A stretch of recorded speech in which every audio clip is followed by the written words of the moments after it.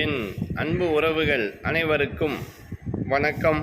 இன்னைக்கு நம்ம பார்க்க இருக்கிறது ஆதிலட்சுமியுடைய மந்திரம்.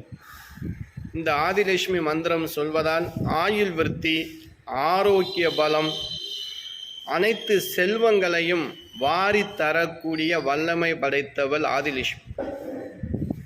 காலையிலங்க, தினமும் காலையில் நான் ஏற்கனவே சொல்லியிருப்பேன், இந்த லக்ஷ்மி முத்திரை இந்த பக்கவாட்டில் கையை அப்படி வச்சுட்டு இங்கே சொல்ல வேண்டிய மந்திரம், யாதேவி சர்வபூதேஷு லக்ஷ்மி ரூபேன சம்ஸ்திதா நமஸ்தஸ்தே நமஸ்தஸ்தே நமஸ்தஸ்தே நமோ நமஹா 27 முறை சொல்லி பாருங்க.